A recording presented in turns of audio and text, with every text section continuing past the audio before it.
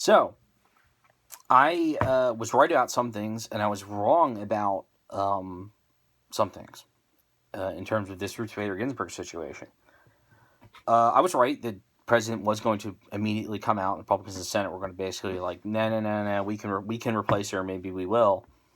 And then force the Democrats to freak out and start stepping on rakes and stuff, and it was going to be hilarious because it was like, oh, what a great thing to distract them with while they're dropping their latest anonymous source bombshell, and it disorganizes them. It basically it throws their camp into disarray. What I did not expect is the utter overreaction from the Democratic leadership. This is not just blue check marks on Twitter. There are people openly calling for essentially destruction of the republic. They're calling for civil war. They're calling for drastic action. Changing the rules to add states and adding a bunch of Democrat microstates like D.C. and Puerto Rico. Changing the number of Supreme Court justices, just adding them until they get the balance they want, and impeaching the current justices, is assuming they have the Senate control the Senate come next year. And not only that, any means necessary to stop what's going on, in addition to punishing Republicans for even floating. For even trying to replace her seat, it's a threat. It's a threat to basically the entire republic. They're saying they are going to burn things down. There will be civil conflict, and basically they will destroy everything if Trump plays by the rules and that they created. This is 100% on the Democrats. They could have had Ginsburg retire under Obama when she was first getting sick and falling asleep during States of the Union. And then this wouldn't be a problem. Obama would have replaced her, and that would have been it. But they gambled, and they lost. All right? Suck it. There would be, you would need 60 votes to confirm a judge, which, the Democrats changed the rules on that to just be a 51 simple majority. Which means that it could be 50-50, and then the vice president can come in and split the vote and move it. Democrats created that problem. That was them. They're the ones who set it up like that. All the way to the point where basically these senators who get to just lock in and wait out till they get an administration they want, that's basically the 17th Amendment, because you have no repercussion against senators who are there for 6 years, which is longer than a presidential term, and all they have to do is basically win a popular vote in their state. They have no reason to appease their state houses or anything. They're just Republicans, they don't have to put somebody in if they don't want to put somebody in. They control the Senate. And again, this could have been avoided, and they did it. They did it to themselves. The Democrats did this to themselves. And at this point, seeing the way the Democrats are reacting and basically how they're completely breaking down over this, and they're making really serious threats. Trump's in the position where he's going to they're actually going to nominate somebody. They're going to push somebody through, and they're going to say, okay, your threats are so awful and so terrible, we're sticking it to you, basically. Do it. Go ahead. See if you've got the balls to do what you're threatening. It's like negotiating with North Korea early back in 2017, right? North Korea, a new president, they wanted to saber rattle, they want to fire missiles and talk about their nukes, and we're going to start a war like you can't believe. And then Trump's like, okay, do it. Our button's bigger. Go ahead. You want that to be the end outcome of a full war between the United States and North Korea? Okay, I can live with that. Do it. And North Korea immediately backed away, and they went, oh shit, this is bad. The Democrats, it's the same strategy. And the thing is, the moral thing to do when somebody is threatening essentially to break the rules and take their ball and go home because they don't like that you're winning the game, is not to surrender winning the game and say, okay, I know you guys are mad, let's stop playing this way. It's to say, so you're gonna burn my house down if I say this or do this that I'm well within my legal right to do. Well, screw you. It's the same reason you see like free speech activists burn a Koran, right? They don't give a shit about the Koran. They don't believe in book burning. They're free speech activists. But people who burn Korans get fatwas placed on their head. basically the blasphemy laws of the Islamic world, they'll execute you for doing something like that. So then some people, they go out of their way, they say, well, the obligation then is to burn a Quran. Not because they believe in burning Qurans, but because that type of society where that is a threat, basically a threat, doing something that is perfectly legal is threatened with, basically murderous violence or basically unreasonable response, it's your duty to call their bluff on that. Now, this is a little more abstract, but what I'm trying to do is I'm trying to provide some examples to you guys, basically North Korea, Quran burning, that kind of stuff, like how this is the negotiation tactic the president is approaching things with. And Republicans are approaching this with. Normally the Democrats threaten to do something and the Republicans cower. They go, oh, let's talk it out. We don't want to make you mad. This time Republicans are just, screw you guys. You've been rioting for 6 months over, nonsense. And you guys can't even keep the communist insurgents out of your cities. And now you're threatening to burn things down because we have the ability to replace Ruth Bader Ginsburg on the court, which we only have this ability because of the rules you guys set. So they're making threats, and then the obligation basically, and I should say, and the instinct now to essentially the Trump-centered Republican Party is that someone makes a threat, you stick it in their eye. They say don't do this, which you're well within your legal right of doing, or they're going to have a meltdown. Let them have the meltdown. Go ahead. We'll replace the justice. Go ahead. You want civil conflict? You really want to be the ones who start this? Because it's not us. We're playing within the rules you set.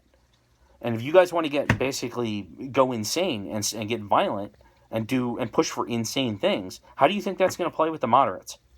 How do you think it's going to play with the moderates? Moderates might find it distasteful replacing a judge during an election year. They might not believe in that. They might go, oh, man, that's really... Especially because they didn't do it in 2016. It's really impolite, right?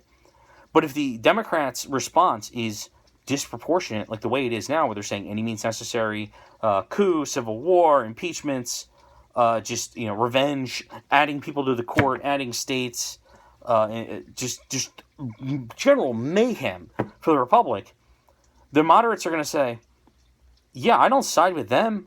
Maybe you should replace it.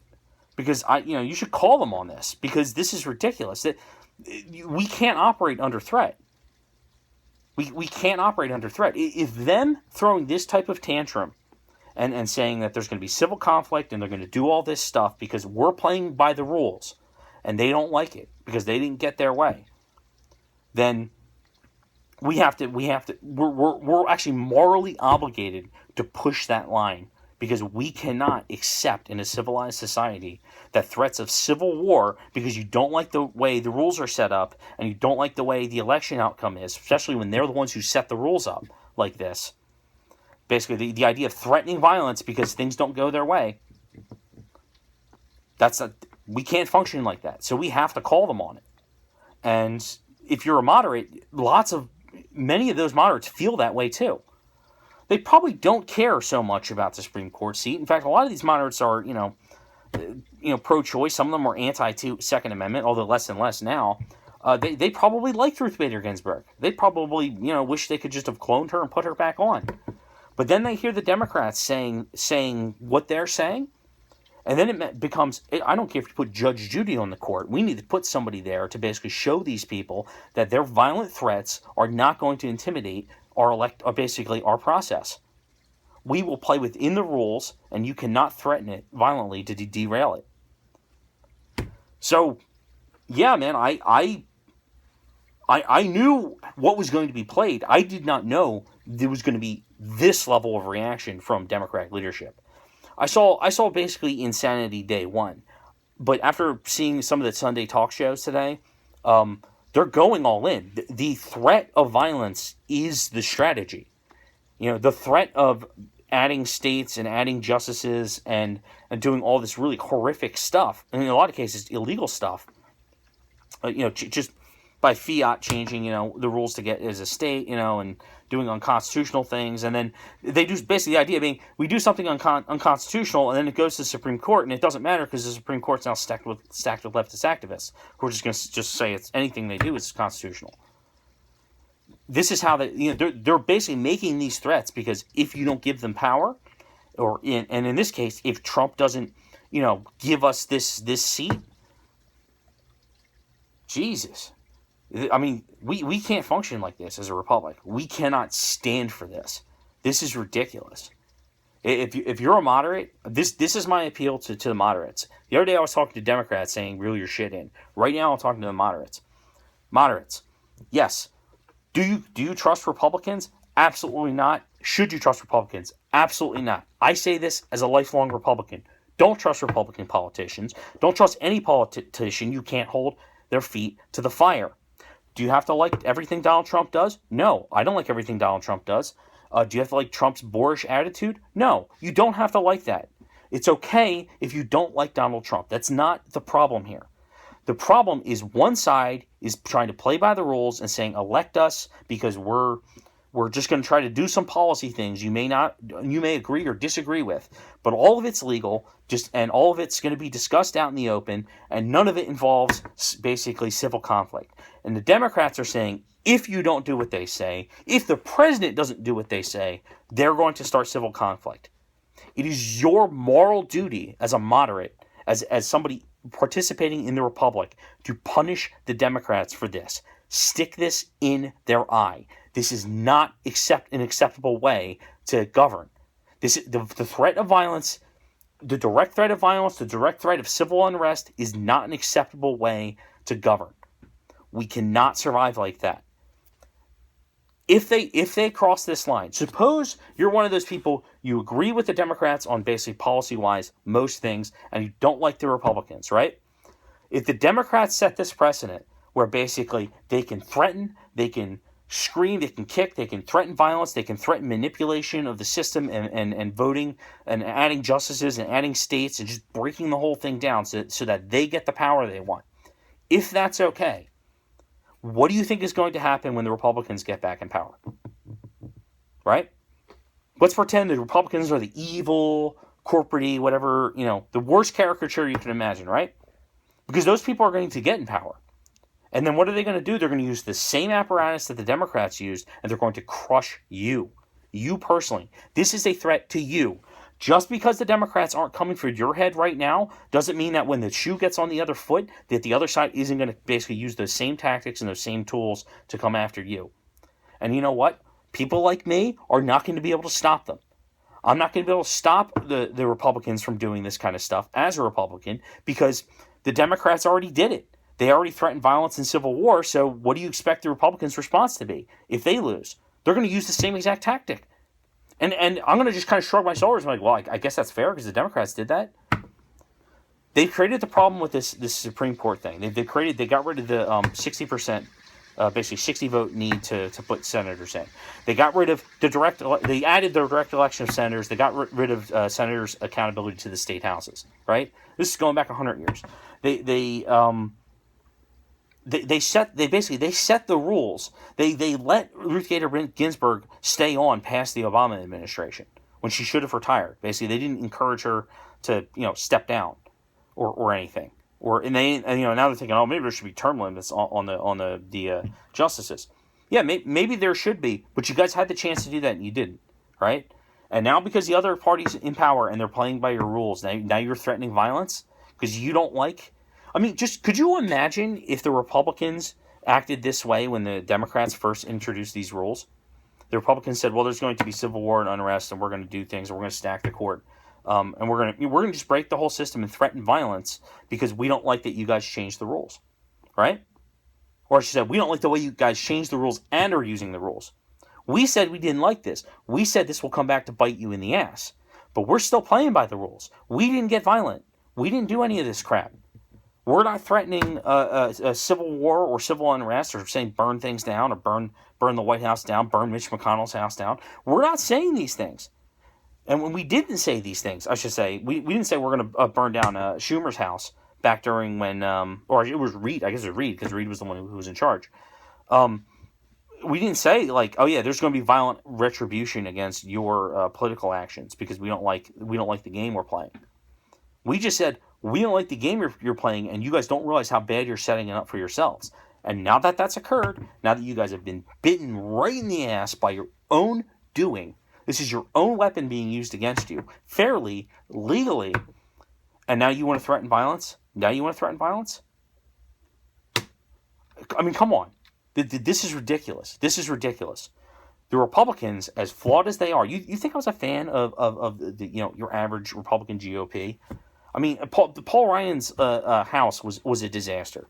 Those people who got pushed out basically and turned the House red, or I should say the House blue, back in 2018.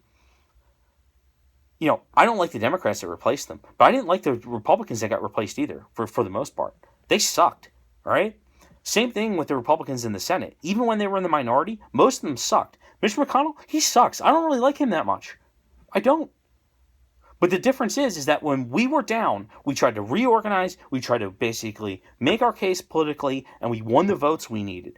Fair and square, under your own rules, while you guys were ballot harvesting. Right?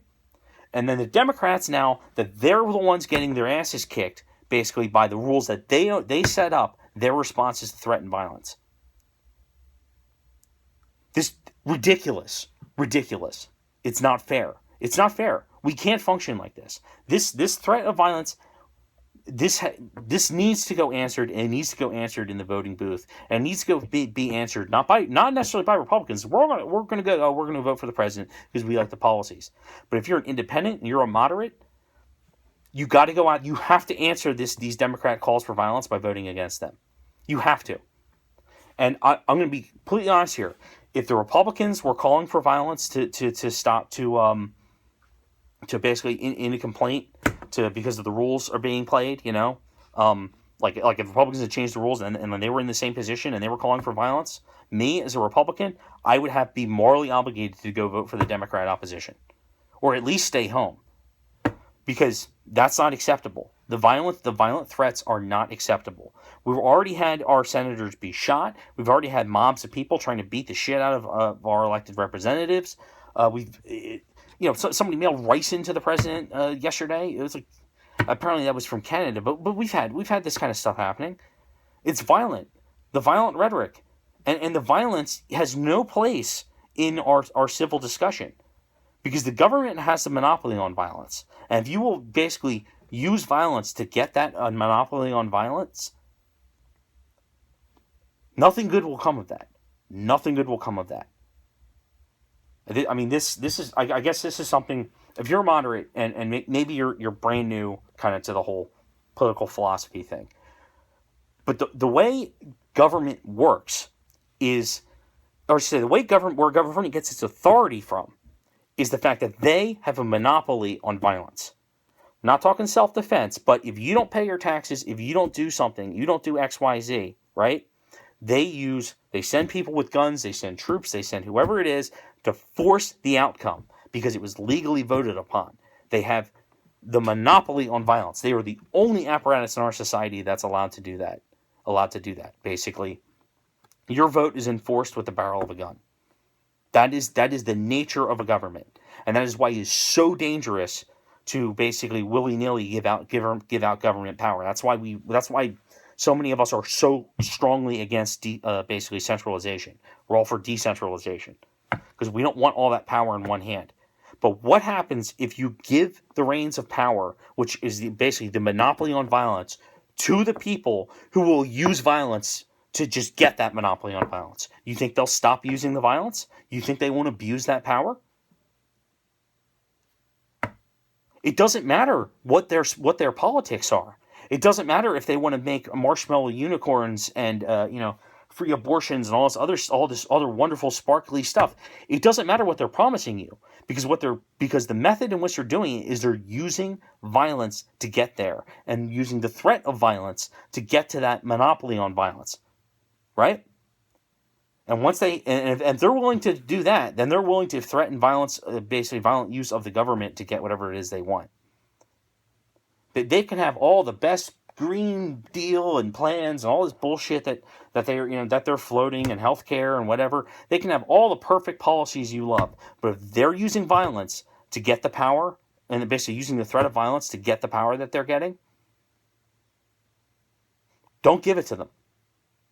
Some Republican could promise me the world. They could say they could agree with me on every single issue and say they're going to be doing all this stuff. But the second they say, and if I don't get my way, I'm going to use violence and intimidation to basically make sure I get the power, No, you're done. You're disqualified. You're done. That's it. I can't vote for you. I can't vote for you. Because if you're willing to cross that line, then we might as well not have a country. We might as well not have a country. So, yeah, I mean, I'm worked up a little bit, but it's because I'm shocked at the level of at the state we're in. It used to just be, we'll turn a blind eye to the rioters and punish you, basically. That's how they were going to do it. You know, like Wolf not sending in the state police to Lancaster, right? Like that was the punishment. How dare you guys essentially vote? We'll let you suffer, right? To the hands of the mob. It's now not even just that anymore. Now it's they're directly saying, oh no, they'll lead the charge violently. They'll do all this insane stuff. They're telling their followers any means necessary is okay to prevent, a constitutional Supreme Court filling that, again, wouldn't even be occurring if they hadn't screwed up on so many levels. They created this problem. I how many times can I reiterate this? That the Democrats created this entire problem, and the way they're reacting to it is to threaten violence. It's we can't put up with this. This has to stop. This has to stop, and this has to stop in November. November 3rd, moderates, Democrats, whoever you guys are coming out, you have to come in and you got to vote straight red. Because you have to, and not because I think their policies are better. You might not think their policies are better. That's fine. At this point, it's not even about that. It's about one side is threatening to use violence to get their way, and the other side is not. And you have to punish these people for threatening violence. Because if you give in and you say, "Oh yeah, the threats of violence, totally okay with that. Here's the keys to the kingdom. Here's the reign, there's the reigns of power or whatever the expression is. Here it is." What's going to stop them from, and what's going to stop any faction from using violence and threats to gain power? Because now that's been legitimized. Maybe you don't like Republicans. What is to stop Republicans from using violent threats and all this other stuff that the Democrats are doing right now, and just violence in general, to get power? What is to stop them on a strategic or moral level if this is allowed, if the Democrats are allowed to do this? Right? If you don't like Republicans, you are going to create a monster if you let the Democrats in right now. I'm not going to be able to talk people out of not basically using violence to get things, because they've already had violence used against them. They've had the threat of violence from the Democrats used against them. And you think somebody like me can talk a pissed off Republican out of basically using that tactic against them, against the Democrats, against you, right? You're using, when you vote for a Democrat, you are endorsing their threats of violence, and in some cases their actual violence. In a lot of cases, their actual violence. You're endorsing that, saying that is an A-OK political tactic, and I will support the party that is using that, because I like what the outcome is. The ends are justifying the means in which they do it, right?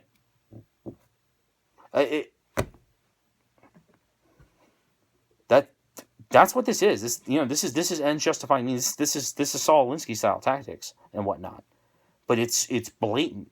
It used to be the micro-organizations that did it. BAM, Antifa, and 1,000 different subsets, Weather Underground, those type of people, right? They used to be the ones who used the violence, while the Democrats just never endorsed the violence. They just might have maybe reaped the rewards every once in a while, right? Same thing with the Klan, right? Klan, Democrats, what happened with the Democratic Party? Oh, we don't endorse the Klan, but the Klan's going out and they're hanging people and they're doing all kinds of crazy stuff. They're terrorizing, and that violence very much is basically they're saying, well, if you want the violence to stop, well, you should just let the Democrats run the show, because we'll make things racially equal, or whatever the hell it is, separate but equal, as they end up doing, right? It's the same tactic as what they used back in the 20s, and then back actually before that, right? And it worked the first time, and we got stuck with the 17th Amendment and the 16th Amendment and the 18th Amendment, and this is the same bullshit they were pulling, right?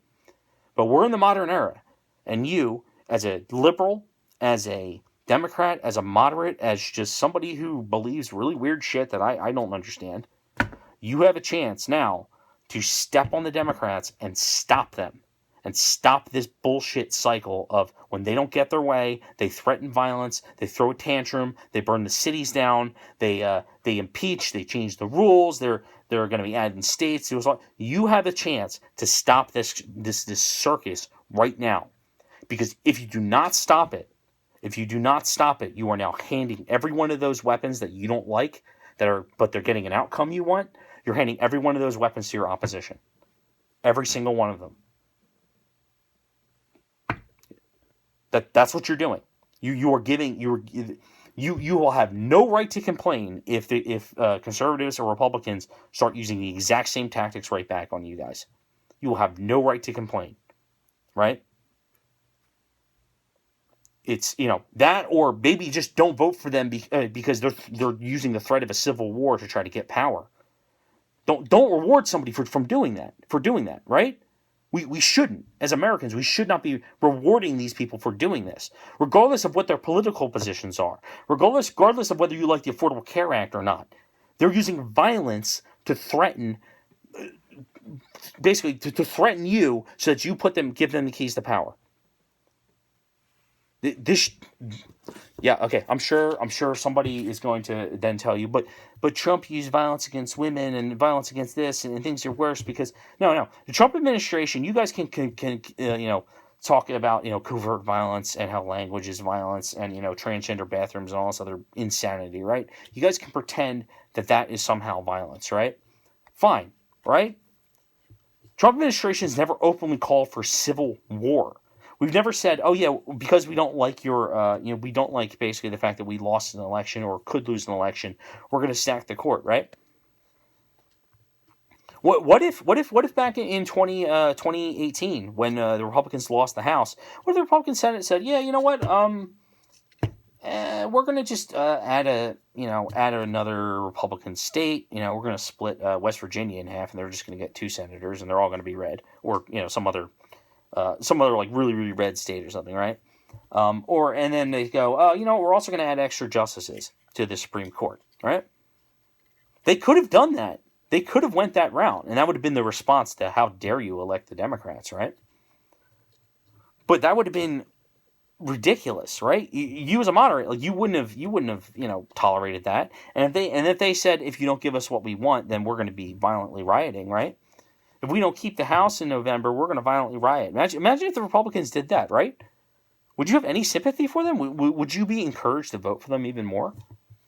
But this is exactly what the Democrats are doing right now. This is exactly what they've been doing for, I guess, really years now. But particularly since this recent civil unrest. Guys, we got to fix this. And the only way to fix this is to basically slap the Democratic Party back into reality, where they're going to actually have leaders that, I don't care what their political positions are. I don't care if they're, socialists and they're Bernie Sanders and they're ridiculous AOC type people. I don't care what their position is. What I care about is whether they're willing to use violence and these type of threats to try to get power. You put people up who are not this insane, Democrats, you'll actually start winning elections, right? And the Republicans will have no choice but to shrug their shoulders, regroup, and try to figure out basically how to win better votes next time. Republicans are dropping the ball on healthcare. They're dropping the ball on a lot of different things. Their messaging is way off on environmentalism and all this other stuff. We're pretty weak in a lot of ways. You guys could exploit that. But now, with this violence, with these people coming in for violence, all that stuff doesn't matter. It doesn't matter. Healthcare shit, that doesn't matter. That doesn't matter. You guys are threatening violence. That's where the conversation stops. That's it. Nothing else you say matters. Nothing else you say matters once you basically say, we will use violence as a means to get into power. Because then it's war. It's civil war at that point. Do you guys want a revolution? Do you want to fight a revolution? If you want to fight a revolution, get off your ass and go fight a revolution. But then don't complain when if you're getting shot back at. But at least that's noble, right? At least that's like consistent, because you're just rejecting. You're saying we're not going to participate in the system. At least there's some ideological consistency there. But threatening within our own system, saying give us the keys to power or we're going to get violent. That's not valid. That's not valid. And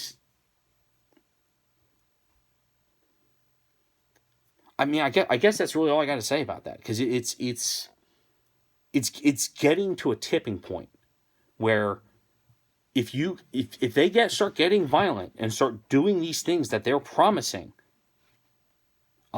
it's not going to matter whether they won or lost. That's going to be the powder keg. You don't want. Do you want civil conflict? Do you want the right and the left fighting?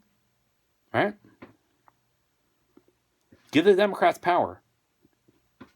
That'll lead to that. It's guaranteed it's going to lead to that. It's setting a dangerous precedent. So, all right. I guess that's all I got to say about that.